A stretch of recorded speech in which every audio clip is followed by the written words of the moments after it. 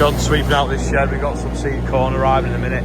I'm tidying up all the stuff from the tracks, all the packaging, lots of it, and these springy metal things that are all intertwined around the straps. I'm folding them up, putting them in the scrap skip because they're metal. Rob's just looking at that Merlot, he's blowing a fuse, trying to work out why. See, maybe getting the dealer out. And we've got these pallets to shift out the way as well. Make a bit of space. That can go outside again, we don't need that inside. We might even tip that out and put it through the chipper as well. Morgan's juiced up and is now, luckily the boom's not out on that when the fuse blew. Morgan's juiced up and now off. A little bit more levelling. Seems to be the theme this week. Right, we sorted this now. I'm going to move them trailers out the way. Lift 1, 2, 3, 4, 5, 6, 7, 8, 9, 10, 11, 12, 13, 14, 15, 16, 17, 18, 19, 20 down. Hay cap them all. And then we can restack them. I guess Ian's there cleaning the cameras. Let's have a look now. He's got his Wonder wipes. What's he doing now? He must be cleaning that one. See him out the window.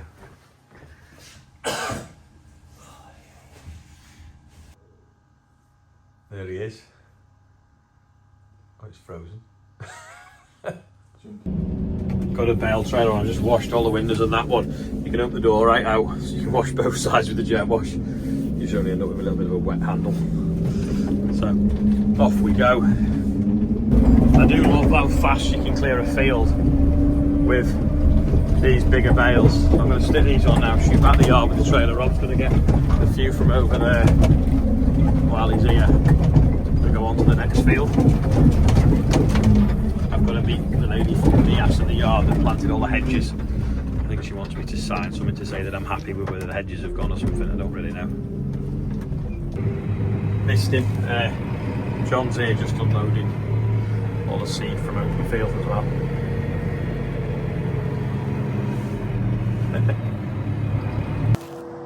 Last field to clear now. It's been actually quite easy doing the straw this year because we've had someone's shooting. Because we've had it to dry for like the last week or two. We've not been in a big hurry to shift stuff every night before the rain. Got a wagon here for straw. That sky looks terrible. We're just moving it from one trailer to the other, and then we can get them restacked and hay capped, and then the same at the other yard. And jobs are good for if it rains. Then that'll do. Looks it's a nice load. On a dull day though. Makes the straw look dull and everything. Rob's screwing some hay caps on. I've just dotted load out because the stack there didn't have any on, so they're a bit close and we couldn't put them on with a cherry picker. We knew this when we put them down, so we're just restacking them now and adding hay caps to the top, and then they're ready for if it starts raining next week, which seems a weird thing to say, but it's been a very relaxed straw season. Someone's put the pallet forks through this one, so not the pallet forks, the bale spike. I'm just going to put a bit of tape over it, otherwise get water running there and have 3 wet spots. When you're moving, when you're stacking a stack of hay caps, it's important to start on flat ground. It isn't particularly flat, it's a little bit rough in the gateway, but being so dry, it's not too bad. It's just hard to keep the stack like straight, because if you get any sort of bumps hanging out of it, that's when you can get wet ends. With 2 Merlots, I could probably hold at this end and keep pushing them on from the other end with the caps on, and I wouldn't have to move them all, but they were only thrown dead quick and they weren't the straightest. So maybe I've done most of them now, I'll just keep going. Yeah, all the wheat seeds turned up, and the barley, well not all of it, sorry, some of the wheat seed and some of the barley's turned up. And I should have specified ton bags, so instead it just looks like someone's dropped a bag of Skittles in the yard. Oh! I think I need to clean off this heat exchanger. full of fluff off weed seeds.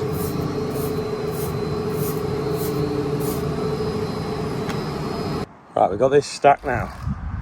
We're going to try and be clever and try and push them along from one end so we don't have to restack the whole stack, because there's about 20. Right, we're going to try and shove them in from this end, but for some reason there's a bale missing there, so we need to shove it in. Right, just go up now and just push the whole top row, Rob.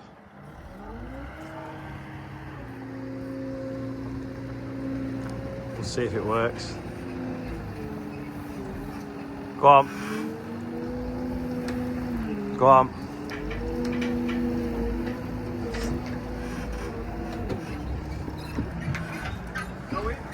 Go on, push it. Boom out.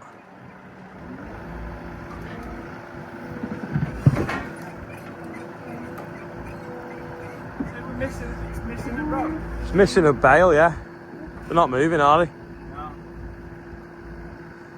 No. See, they should have been capped when they were stacked, but they'd lost the screws, and I've just found a load of screws dozed up in that pile of scrap. It's managing to push them anyway a good way. Doesn't matter if they come off this way, because we can square them up after. Right, what have we got? 1, 2, 3, 4, 5, 6, 7, 8, 9 and 10 will be easy. We've got 1, 2, 3, 4, 5, 6, 7, 8, 9, 10 to go. And he's still been able to push him, so that's good. Another 3 ready here. I think we're going to do it. It looked impossible at first when we couldn't move them first ones. I don't know why that was. Just didn't want to shove. It's pushed all them from that end, and you can see actually that's the step there. That's why we couldn't push him the other way before. So he's now shoving from that end. So he's not got, I don't know, 1, 2, 3, 4, 5. And he'll put them back up, 6, 7, 8, 9. And we should be right. I think we need 6 more and then a bookend on that one. And then we've got 1, 2, 3 rows all capped. We got 5 odd bales. Well, 7. I'm putting them up in this shed sideways so that they're not under the drip. They're just a little bit under the drips maybe. So, and then we've got, Rob's just turning that end stack like a bookend. I think now we've got the best part of 600 bales up here now. All got caps on. Apart, well, there's some wet barley there that we did that demo on the other day, but I'm not bothered about that. Morgan's been on this all day, used 600 litres of fuel, but he has covered some ground.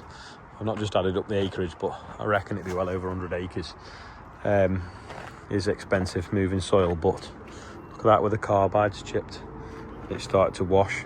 But these, I cannot believe how little they've worn, considering they must have done thousands of acres. Amazing bit of kit.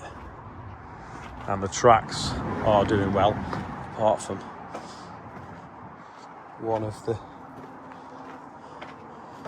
it must be the other side, one of the idler pulleys that's new. Must have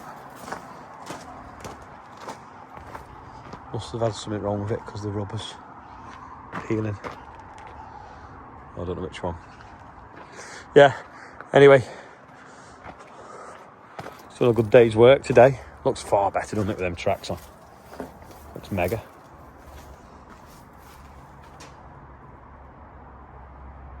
You can probably hear the little brush in the background, John sweeping up, but oh, it's 300 and something, hold on.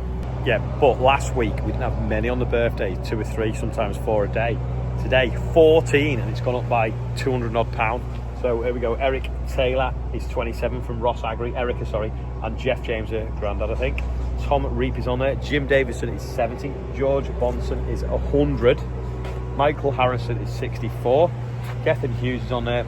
Malcolm Dodd 65. Pete Seymour 64. Kevin Harding's on there. Megan Miles is 17. Stephen Oakley is 26. Adam Evans, the guy that moves the Dairy Queens round in his little tractor, drives into shows for free and that, by the way. So if you have a show and you start vintage tracks coming in, he's driving in without paying. Just beware. Gutted now I've said that. And also Chris Dutton from Shropshire, who my dad went to school with, who is exactly a day older than my dad. It's my dad's birthday tomorrow as well.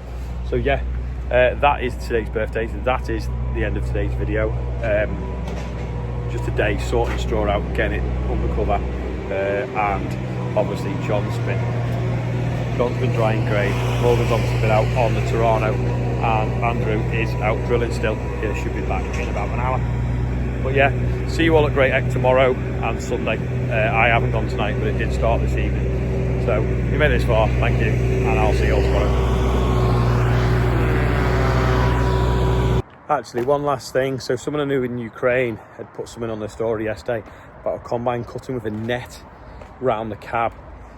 So I was like, what's that for? And it was to stop drones blowing up the combines and injuring the people. Anyway, I looked at some more videos. I put a little bit of a compilation together to show just how difficult a harvest they've had. So if you want to watch it, here it is. We've had a difficult harvest, but this poor guy has had his combine blown to bits in Ukraine by driving over a mine.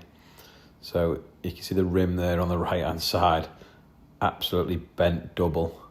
It's destroyed the grain tank. There's a big hole underneath it now. The wheat has fell out of the grain tank into. It's come up from the top there.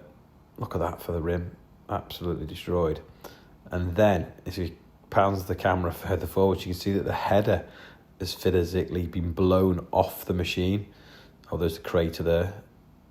So I've had to translate a bit of this, but it's pretty self-explanatory really, that you can see what's happened. There's the bits of fragments of the combine. Header completely detached, windows all smashed. Guy's lucky to survive really, but yeah, the header's just completely pushed off the machine forwards. You can kind of see the marks where the soil's hit the header. Now this guy, he's had to guard it from drone attacks by putting mesh around. The mesh will stop drones and make them explode away from the cab rather than on the guy from the cab. Another guy in Ukraine showing around his yard, bullet holes in his trailers. Tyres all shot out as well, and then you've got craters blown shed up, and